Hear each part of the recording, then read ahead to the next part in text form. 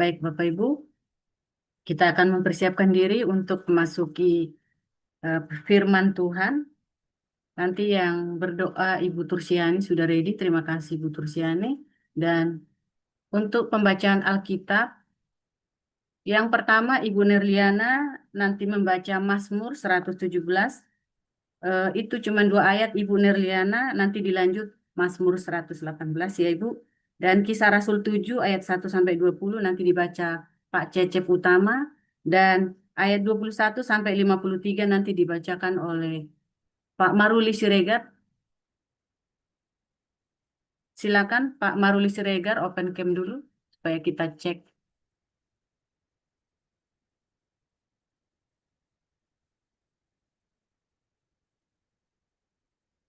Ya, kita berdoa terlebih dahulu. Silakan Ibu Tursiani. Baik, Bu Ros. Mari Bapak Ibu kita bersatu dalam doa. Bapak, terima kasih untuk hadirat-Mu yang kami rasakan saat ini. Bapak, sebentar kami akan mendengarkan renungan firman-Mu yang akan disampaikan oleh hamba-Mu, Pastor Paul. Jamalah hati dan pikiran kami semua yang hadir saat ini, sehingga kami semua menjadi mengerti dan memahami akan renungan yang disampaikan. Biarlah renungan firman-Mu menjadi rema di kehidupan kami semua pada hari ini, dan kami juga menjadi pelaku firman-Mu. Terima kasih Bapa, hanya kepadamu kami berdoa. Haleluya, amin. Terima kasih Bu Ros. Amin. Terima kasih Bu Tursiani. Sebelumnya Ibu Nerliana, ini Pak Apul Sihaan baca ayat Kisah Rasul 7 ayat 21 sampai 53. Bapak Apul mempersiapkan diri. Silakan Ibu Nerliana dimulai.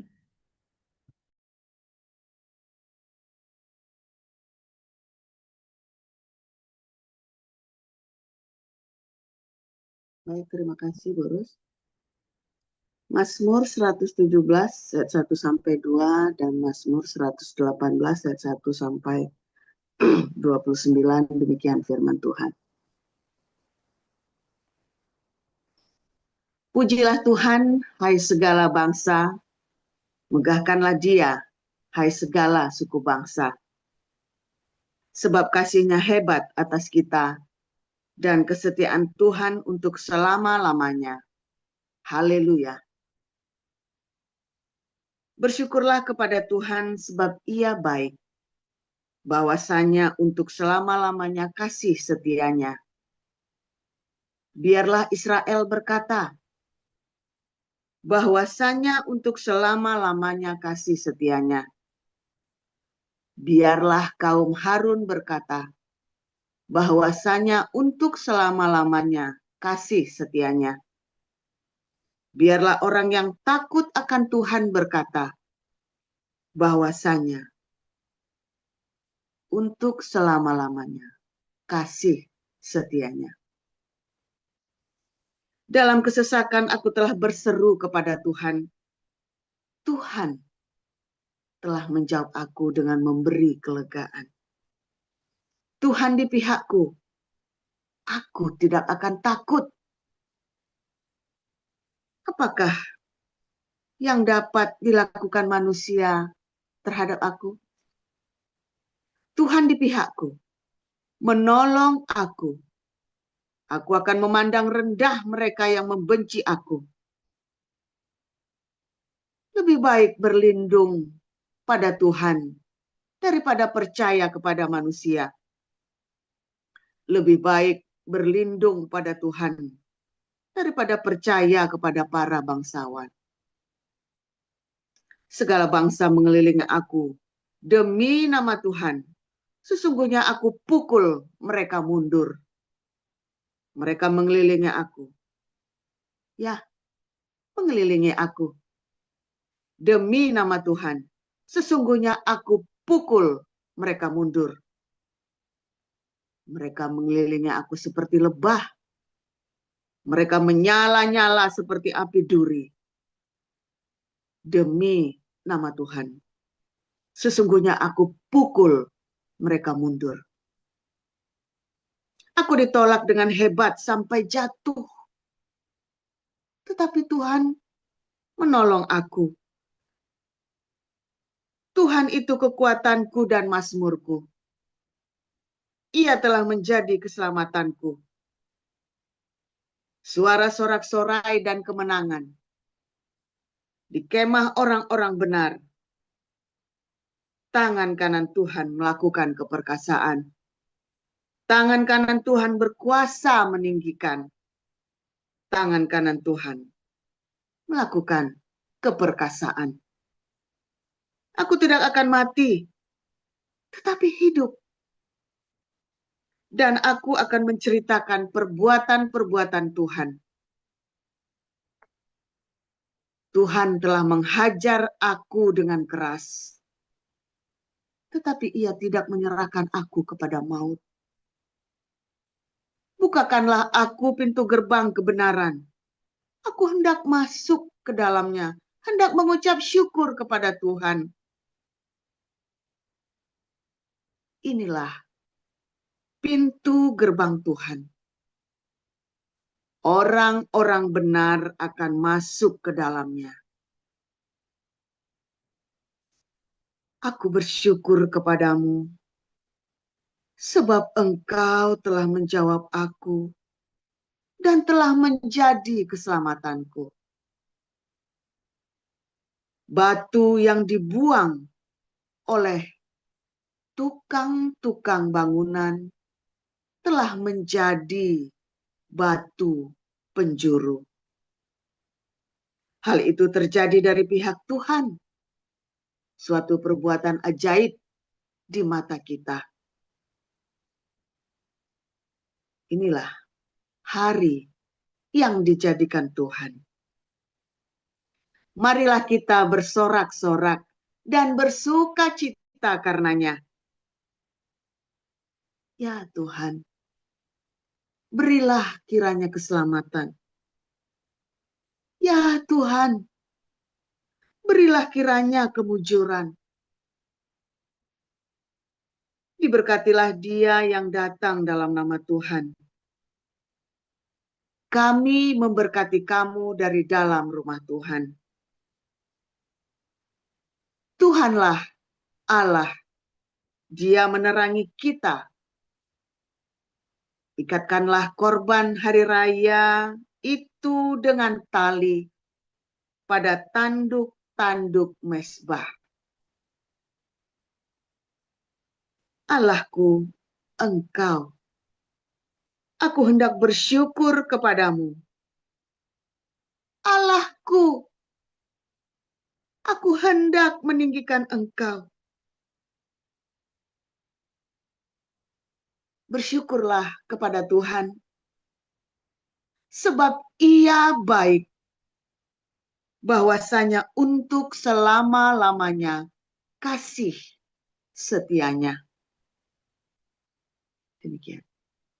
Terima kasih Bu Nerliana. Dilanjutkan oleh Pak Cecep, Kisah Rasul 7 ayat 1 sampai 20 dan Pak Apul, Kisah Rasul 7 ayat 21 sampai 53 saja, Pak. Demikian, silakan Pak Cecep. Kisah Rasul 7 ayat 1. Kata imam besar, benarkah demikian? Jawab Stefanus, hai saudara-saudara dan bapak-bapak, dengarkanlah, Allah yang maha mulia telah menampakkan dirinya kepada bapa leluhur kita Abraham. Ketika ia masih di Mesopotamia, sebelum ia menetap di Haran, dan berfirman kepadanya, keluarlah dari negerimu dan dari sanak saudaramu dan pergilah ke negeri yang akan kutunjukkan kepadamu. Maka keluarlah ia dari negeri orang Kasdim, lalu menetap di Haran. Dan setelah ayahnya meninggal, Allah menyuruh dia pindah dari situ ke tanah ini, tempat kamu diam sekarang. Dan di situ Allah tidak memberikan milik pusaka kepadanya, bahkan setapak tanah pun tidak. Tetapi ia berjanji akan memberikan tanah itu kepadanya menjadi kepunyaannya dan kepunyaan keturunannya. Walaupun pada waktu itu ia tidak mempunyai anak. Beginilah firman Allah, yaitu bahwa keturunannya akan menjadi pendatang di negeri asing dan bahwa mereka akan diperbudak dan dianiaya 400 tahun lamanya.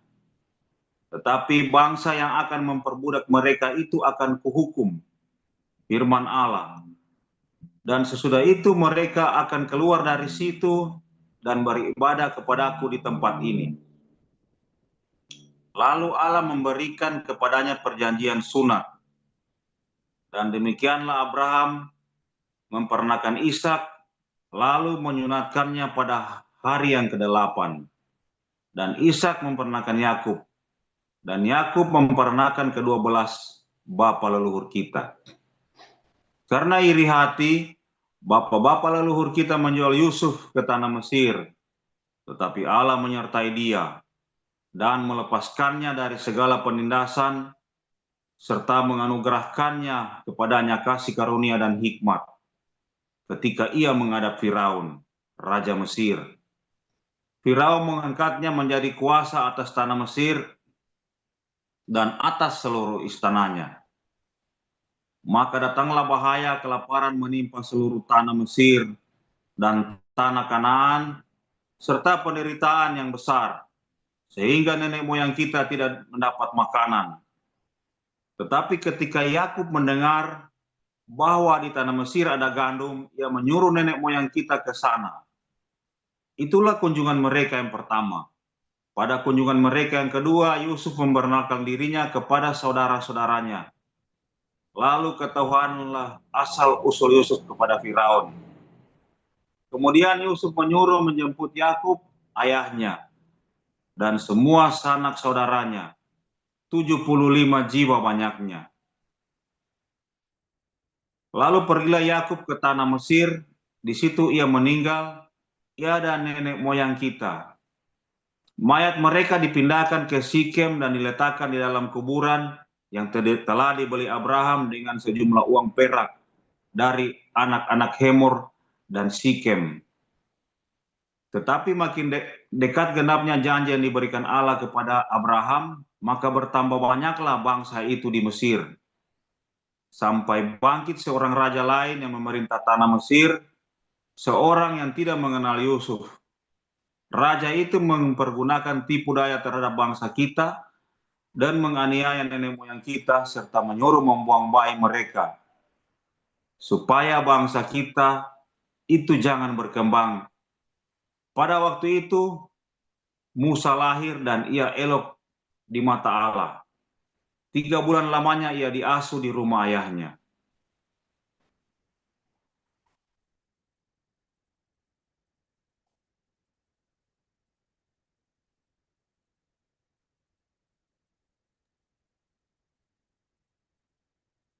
Silakan Pak Apul.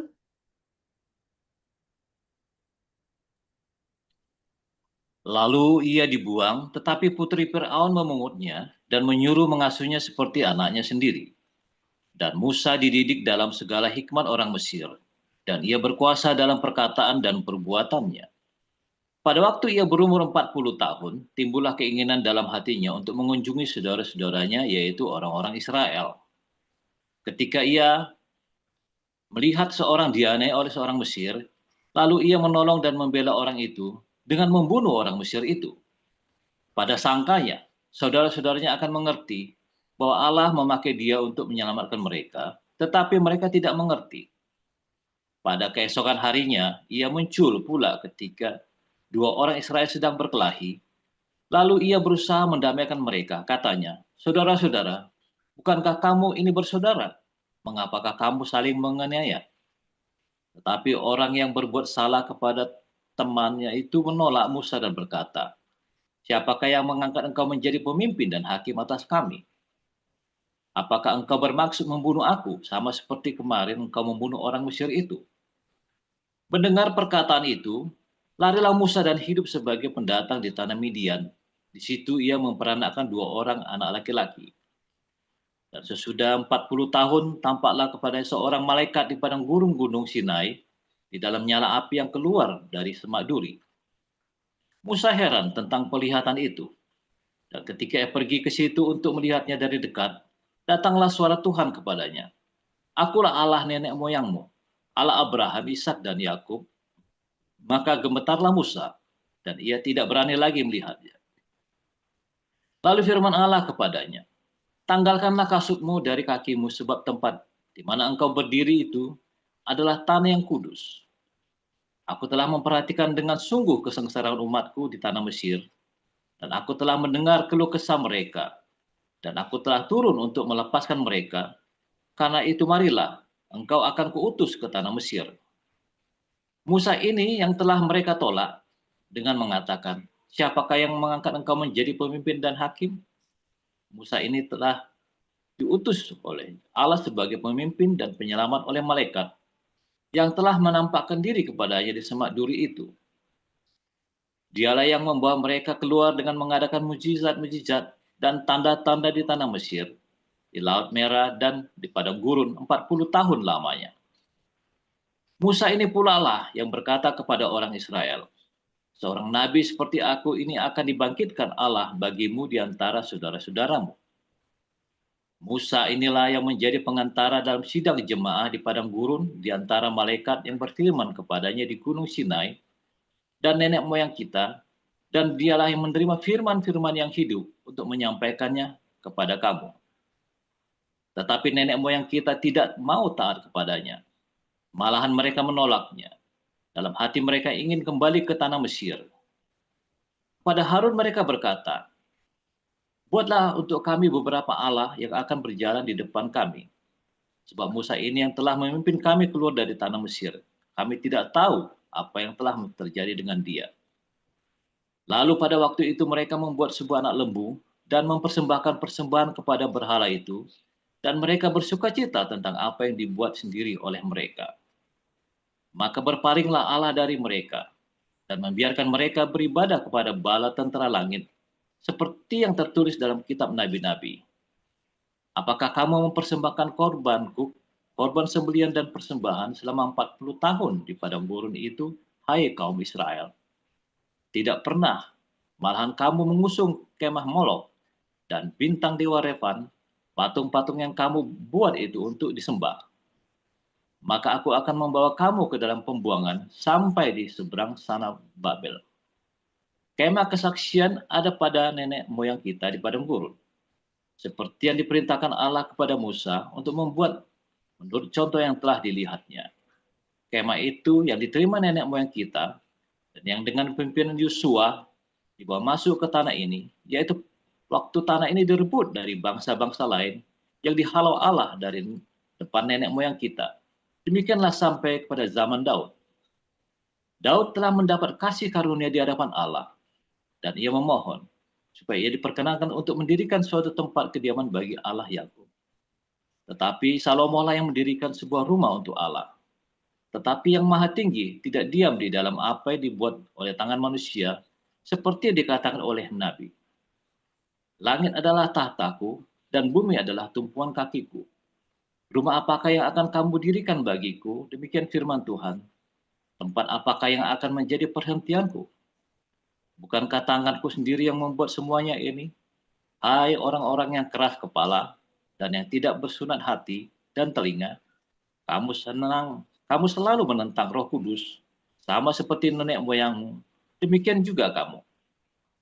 Siapakah dari nabi-nabi yang tidak dianiaya oleh nenek moyangmu? Bahkan mereka membunuh orang-orang yang lebih dahulu memberitakan tentang kedatangan orang benar, yang sekarang telah kamu khianati dan kamu bunuh. Kamu telah menerima hukum Taurat yang disampaikan oleh malaikat-malaikat, akan tetapi kamu tidak menurutinya. Demikian. Ya, terima kasih para lektor kita yang sudah membacakan ayat Alkitab, Ibu Nerliana, Pak Cecep Utama, dan Pak Apul Syahan. Tuhan memberkati. Kita akan mendengarkan renungan embun pagi dengan judul Dikepung Musuh oleh Gembala kita, Dr. Joseph Pauljang. Kepada Pastor Paul dipersilakan. Silakan, Pastor. Haleluya, firman Tuhan selalu baru setiap hari jika kita menanti-nantikan Tuhan dengan penuh cinta, saudara. Penuh cinta itu penting. Ya, penuh cinta itu bukan cuma ngomong. Ya, kita harus mengasihi. Ya, yang dalam-dalamnya dinyalain, yang gelap nggak enak ngeliatnya. Kita ini harus mengasihi. Ajaran Tuhan Yesus adalah mengasihi. Ya, Anda sudah dengar gitu. Ajaran Tuhan apa, saudara? Mengasihi. Jangan mengasihi itu bagaimana, saudara? Ya kan? Ajaran Tuhan mengasihi. Mengasihi itu bagaimana? Ya, banyak orang berhenti di situ mengasihi. Mengasihi itu apa? Karena kalau tanya satu-satu mengasihi, belepotan semua sudah jawabnya. Jadi kalau di Hagias enggak ya. Coba kamu cek. Mengasihi itu bagaimana, Pak Pendeta? Wah, Pak Pendeta aja belepotan, saudara ya. Ya mengasihi ya kita mengampuni. Jadi kemarin Pak Pendeta, kemarin itu ada orang dilaporin polisi sama Pak Pendeta. Itu ya, saudara. Apalagi kalau ada pendeta yang pendendam sekali ya, saudara ya. Pendendam sekali. Jangan sebut nama saya pendeta ini kalau saya tidak bisa hancurkan kamu. Nah, orang ini punya kasih enggak, saudara? Dia punya dendam. Ya, selama saya masih hidup, maka tidak akan ada yang bisa mengganggu teman saya. Ini siapapun yang ini akan saya hancurkan. Nah, itu saudara ya. Pendeta-pendeta besar, saya dengar lagi rapat sinode bilangnya begitu. Coba di GPI. Ya, maksudnya waktu itu Betani itu kan begitu agresif kan. Lalu pendeta ini bersumpah, siapapun yang mengganggu teman saya ini akan saya hancurkan, akan saya lawan. Pendeta, saudara. Zamannya ribut Trinitas sama Unitarian itu, Sinterklas itu, Santa Claus dari Smyrna itu, ya datang ke depan, lalu si Arian itu tampar, saudara ya.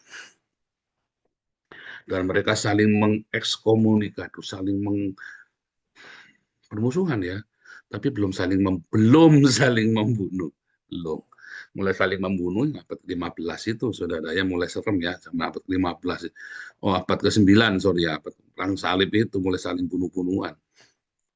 Itu bukti bahwa gereja gagal. Ya kan? Ketika bilang kita mengasihi, lalu ciri khasnya begini, saudara. Kapan gereja itu gagal? Disebut gagal. Ingat-ingat omongan saya ya. Kamu ingat-ingat yang saya ngomong. Gereja gagal ketika pendetanya suka barang mewah. Ingat-ingat yang saya ngomong, saudara.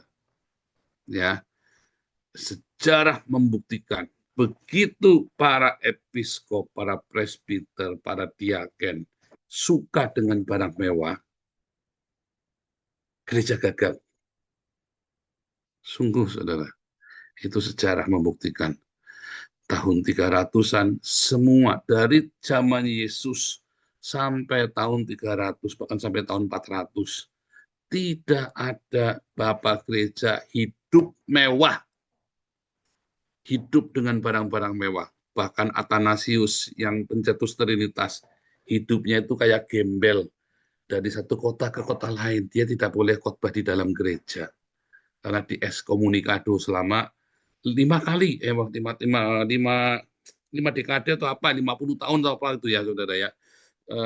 Jadi dia sudah menang, Trinitasnya dimenangkan oleh Kaisar, tapi dia di ekskomunikado. Yang jadi bishop, yang jadi paus itu Eusebius, orang Unitarian, kalah secara politik, tapi dia hidupnya merantau.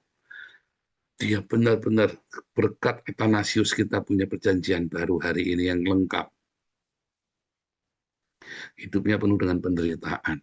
Katanya Athanasius yang melawan seluruh dunia. Ya, disebut Athanasius yang melawan seluruh dunia. Seluruh dunia dilawan sama dia, dan dia hidup menggelandang dari satu biara ke biara lain, dari satu gereja ke gereja lain, tapi dia nggak boleh masuk, nggak boleh khotbah. Siapapun gereja yang menerima dia khotbah, gerejanya akan dihukum. Ya, jadi dia nggak punya teman, tapi dia boleh ke biara hanya sebagai scholar, sebagai sarjana, sebagai pelajar. Tapi gara-gara dia, itu Tuhan baiknya. Di setiap penderitaan, ya, dilawannya seluruh dunia sama si Athanasius. Jadi ketika kamu berkata Tritunggal buang ke sampah, itu kurang ajar. Loh, saya tidak menganggap Unitarian atau Yohanes itu sesat. Saya tidak berani sembarang bilang orang sesat, tapi jangan bilang Tritunggal bilang buang ke sampah. Artinya kamu meremehkan. Mengapa, saudara? Ketika perdebatan antara ini terjadi, korbannya sudah banyak. Ya, korbannya sudah banyak. Jadi kita harus menghormati karya bapak-bapak gereja. Ya, loh saya berkata, saya lebih pintar dari bapak gereja. Mengapa? Bapak gereja cuma bisa bahasa Yunani, bahasa Latin. Saya bisa bahasa Yunani, bahasa Latin, bahasa Ibrani, bahasa Jawa, bahasa Indonesia, bahasa Inggris, bahasa Belanda, bahasa Jerman.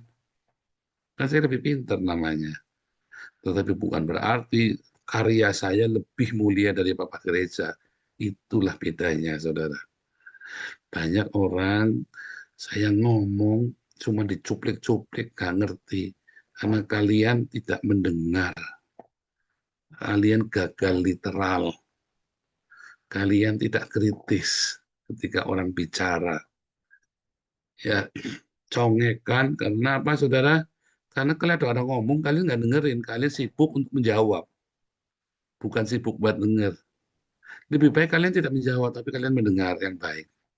Ya, saudara ya, jadilah pendengar yang baik. Nah, itulah masalahnya. Di dalam era sekarang ini, banyak orang tidak mendengar. Lalu dia mengalami banyak sekali permasalahan di rumah suami istri, nggak saling mendengar. Lalu suami dan istri musuhan. Lalu orang ini pergi ke kantor, dia musuhan lagi. Pergi kemana musuhan lagi, pergi kemana musuhan lagi. Lalu dia berkata, kok banyak orang memusuhi aku karena aku percaya kepada Tuhan. Benar nggak? Playing victim kan? Kamu bilang banyak orang memusuhi kamu karena kamu percaya kepada Tuhan. Padahal kamu kukuai, keras kepala, kamu nggak mau dengerin orang. Nah, tapi kamu bilangnya semua orang memusuhi kamu. Ya, oh, ada orang ngomong begitu, begitu. Pertama kali kasihan juga. Saya belajar ya, saya ngeliatin orang, kenapa ya, dia kasihan ya. Setelah saya berinteraksi, tak pelajari, oh yang pantas bojomu Melayu. Lah kamu orangnya begitu kok, saya aja ngeliat kamu enak pengen muntah. Pantas bojomu Melayu. Isimu pergi. Lah wong kamu egois caramu, kamu egois tapi kamu nuduh orang egois. Playing victim kamu. Saya sampai kaget. Lah, kita semua disuruh ngikutin dia. Tak marahi orangnya langsung. Kalau saya orangnya berani ngomong ya. Kamu itu, ya, kita semua lagi sibuk. Orang udah ngurusi kamu, lalu kamu marah-marah. Semua dimarahi kamu. Emang kami ini siapanya kamu? Kamu marahin saya. Tak bilangnya begitu. Kami ini siapanya kamu? Kamu marah-marah sama saya. Nggak boleh. Nggak boleh. Loh, kamu ini siapanya kita? Jangan dikit-dikit dimarahi. Kamu ingat ya kalau lagi pelayanan, lagi di tim, jangan dikit-dikit marah, saudara. Yang kamu marah itu apanya kamu sih? Emang gajian dan kamu yang gaji itu. Jangan dikit-dikit marah, saudara. Yang pelayanan bareng kamu itu itu bukan anak buahmu loh, saudara. Kamu tidak gaji dia loh. Saya aja tidak berani sembarang marah-marahi orang-orang itu, kecuali orang ini kurang ajar, misalnya terlalu sembarangan begitu ya. Hati-hati saudara ya. Saya nggak mau ya. Hati-hati, saya nggak terima kalau ada orang dikit-dikit marah, dikit semua dimarahin. Jangan saudara ya. Waktu itu ada statement yang rada kasar gitu ya. Jangan. Kamu, saya sampai bilang, ini yayasan bukan punya saya. Jangan kayak gitu, nanti orang-orang salah paham, dikira saya bosnya. Saya bukan bos loh. Saya ini hanya fundraiser. Saya membina kalian. Anggap ya saudara ya. Jangan sampai kamu ya, semua orang dimarahi. Lalu kamu banyak yang tidak suka, lalu kamu playing victim. Loh, ketika saya dimusuhi orang, ketika saya banyak difitnah sama orang, saya nggak terus aku banyak dimusuhi karena aku benar, enggak gitu saudara. Saya tahu saya orangnya nyentrik. Saya tahu saya orangnya nyentrik. Jadi kalau ada orang nggak suka, kalau kamu tidak suka sama saya, Lah ya gimana, memang saya orang yang nyentrik. Ya kalau gitu Pak Paul berdua nggak mau. Saya maunya kayak gini. Makanya saya juga tidak mau nyalakin kalian ketika kalian nggak suka sama saya. Karena saya memang orang yang nyentrik. Karena saya tidak mau berubah, dan kalian tuh jadi nggak suka sama saya. Ya saya nggak boleh nyalain kalian. Kalau ada orang tidak suka dengan kamu tuh jangan nyalain mereka. Tuh jangan seakan-akan kamu yang paling benar. Enggak juga. Biasa saja. Nggak usah lebay, nggak usah alay. Koreksi dulu. Kalau saya mah tahu diri, emang aku orang yang nyentrik. Kamu urusan uang sama saya, nggak enak. Karena kalau sama saya urusan uang, saya minta open, dibuka. Ya, open. Ya, saya tidak akan curiga, tidak akan nuduh. Pokoknya kudu open, nggak mau tahu, pokoknya open. Terbuka sama saya, nah, itu aja saudara ya. Saya nyentrik itu. Oh itu nggak nyentrik Pak, kamu belum urusan sama saya soalnya. Kalau sudah urusan kamu jengkel. Nggak enak saudara, open. Karena mungkin kamu udah sembunyikan, kan cuma sedikit, atau pikir mau nggak apa-apa. Buat saya itu masalah besar, buatmu itu bukan masalah, buat saya masalah besar. Ya, saya sangat terganggu. Ada lagi orang yang bersihan, nggak mau megang bekasnya orang. Ya, nah itu juga susah tuh. Nah, ada banyak yang nggak suka. Nah, banyak orang nggak disukai karena punya kebiasaan-kebiasaan yang terlalu kaku. Kita di dalam komunitas selalu ada yang seperti itu. Dan mungkin karena saya begitu, Anda semua juga kebanyakan yang kumpul sama saya juga orang nyentrik. Orang nyentrik akan kumpul sama orang nyentrik. Lalu di sayanya kan nggak apa-apa karena jarang ketemu kalian. Nah, kalian yang tiap hari ketemu gegeran kan. Jangan bilang kalau semua orang memusuhi saya. Jangan bilang, dan kamu juga jangan nyalain orang. Ingat-ingat yang saya ngomong. Jangan dikit-dikit kamu ngomelin orang. Bahkan kalau bisa nggak usah ngomelin lah. Ya, kita lagi kerja bareng-bareng di dalam yayasan. Lebih baik daripada kamu nyalain orang. Coba ketika Yesus dikeroyok sama ahli Taurat dan orang-orang Farisi. Ya, kan kayak orang dikeroyok begitu rupanya. Karena Yesus tidak alay, tidak lebay. Dia tahu apa yang dia lakukan akan memancing kemarahan. Ya kan? Nggak perlu alay, nggak perlu lebay. Dia berbuat, ya dia siap menanggung resikonya. Saya nih, semua donasi terbuka. Orang jengkel nggak yang nggak terbuka? Jengkel, jangan ngomong enggak. Semua yang cari donasi di YouTube, di TikTok, di mana-mana di medsos, yang terbuka cuma saya. Yang lain nggak terbuka. Jengkel nggak? Yang nggak terbuka ya jengkel. Apalagi mereka tahu donasi kita banyak sekali, 500 juta sebulan. Jengkel nggak? Jengkel. Ya, lalu difitnah ini, difitnah itu. Lalu saya jengkel nggak? Dia nggak usah jengkel, saya sudah tahu resikonya. Kalau kamu jujur di kantor, lalu kamu dimusuhi sama teman-temanmu di kantor, kamu nggak usah jengkel, nggak usah perasa, nggak usah lebay, nggak usah alay. Kalau kamu pengen disenangi mereka, ya ikut-ikutan korup, ikut-ikutan nakal. Kalau kamu nggak ada disukai, kamu nggak usah merasa jengkel. Biasa aja. Makin kamu merasa jengkel, makin orang makin nggak suka sama kamu. Apalagi kamu terus kemudian ngomel-ngomelin, semua orang diomel-omelin sama kamu. Karena kamu merasa paling suci, paling benar, paling apa misalnya. Atau jangan-jangan bukan karena kamu suci, orang ngomel-ngomel, kayak orang nggak suka kamu, karena kamu dikit-dikit ngomel, kamu merasa paling benar, suka ngatur-ngatur. Orang baru ngatur-ngatur. Loh iya, kamu jangan ngomong saya aja, kalau ada orang baru ngatur-ngatur saya. Bedanya kan kalau Bu Neliana ada orang baru ngatur-ngatur, kan dia diem aja daripada ribut. Lah kamu orang baru ngatur-ngatur saya,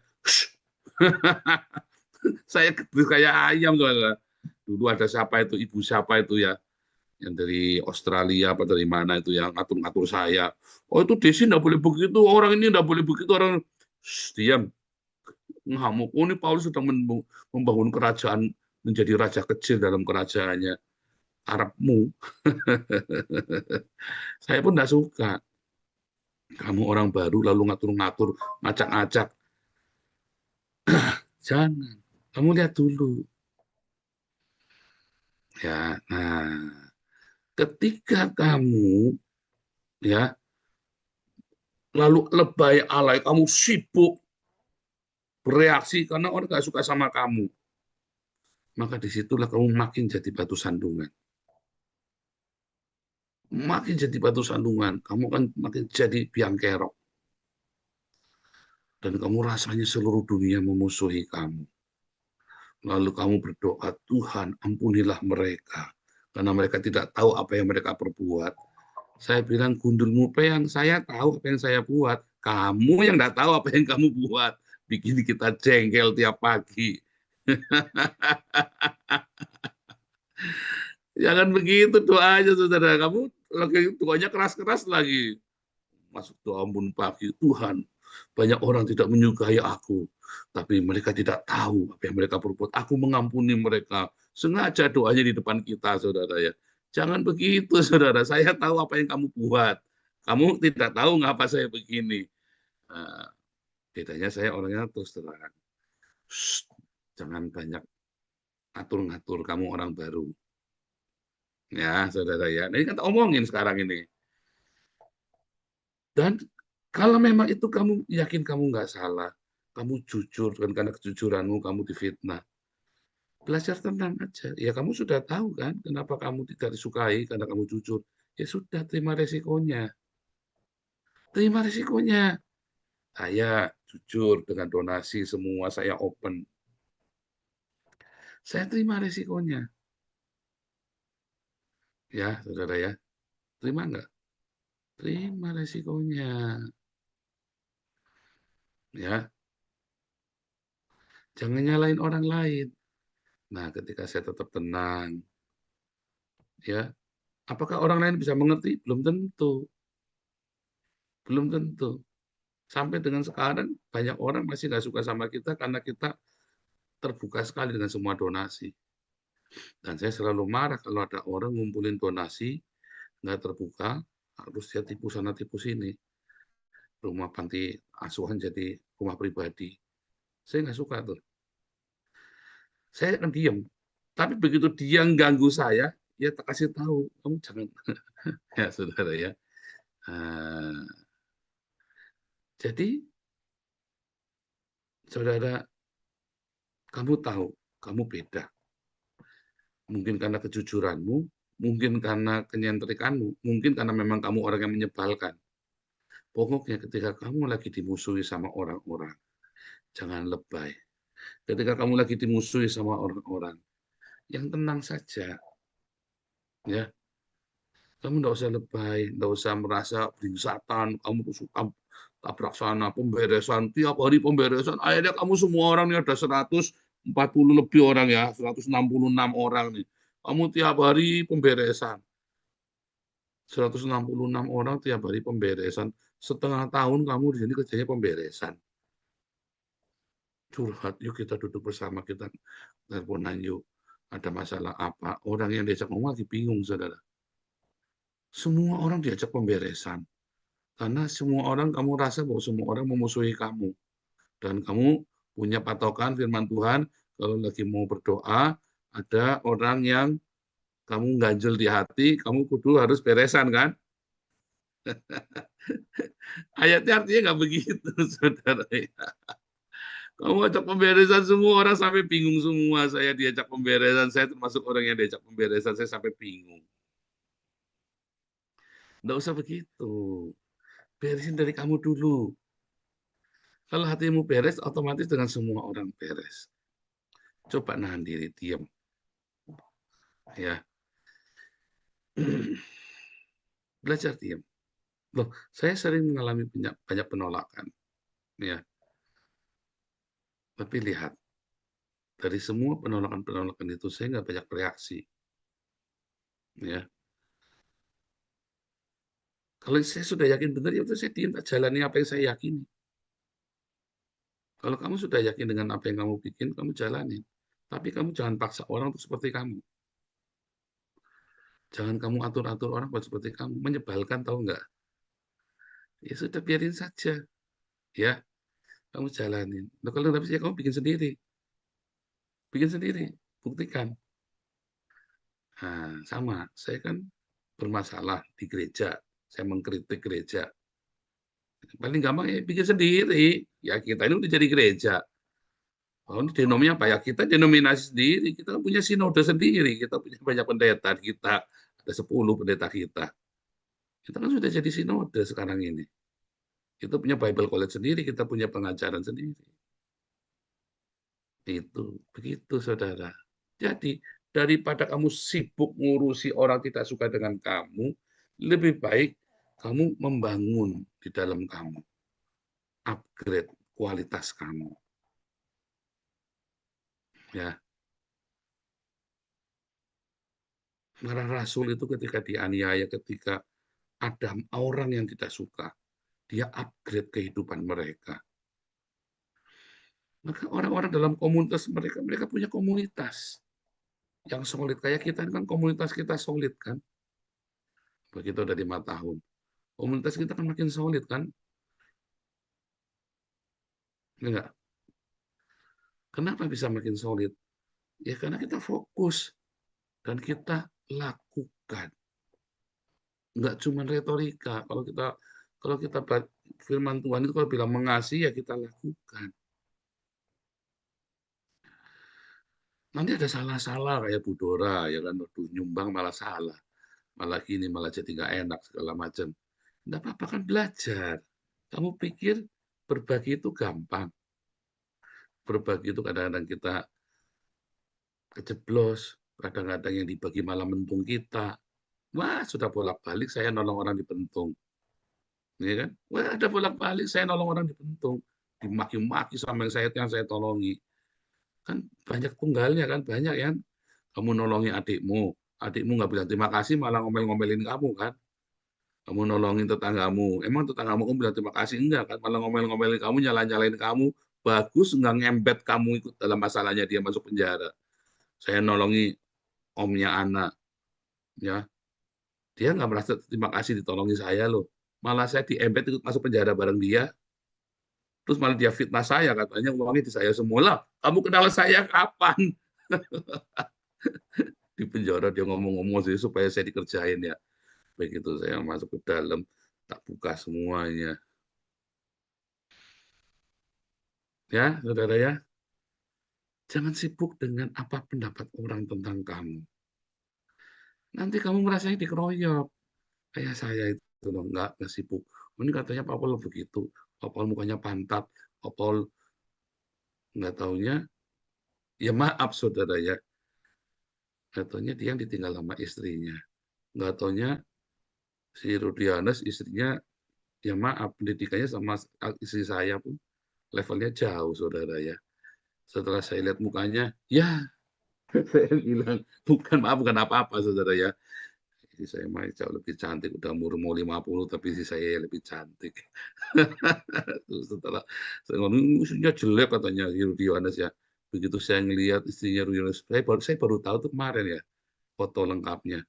Ya, saya bilang, istri saya kadang-kadang itu ya orang anggap kita jelek, kamu jangan pusing dengan anggapan orang.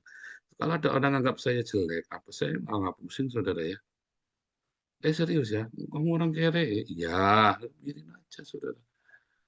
Ya kan, sakere-kerenya saya tinggal di Eropa. Ya kan, anak saya 2 sekolah di Belanda. Ya kan, sak suki-suki ya kamu, anak kamu sekolah di Indonesia. Tetap lebih baik anak saya. Loh, saya kalau ditanya punya uang nggak punya. Memang saya kere nggak punya uang. Tapi anak saya sekolah di Belanda 2. Keren kan? Gitu, PT namanya. Kenapa? Ya karena memang saya sudah ada di tanah perjanjian. Nggak usah gudak-gudak duit. Kalau saya gudak-gudak duit, kalau saya masih ngejar-ngejar uang, saudara ya, maka saya akan hidup dalam framing sibuk dengan pendapat orang tentang saya. Karena saya sudah tidak ngejar-ngejar uang. Saya sudah mengosongkan hidup saya.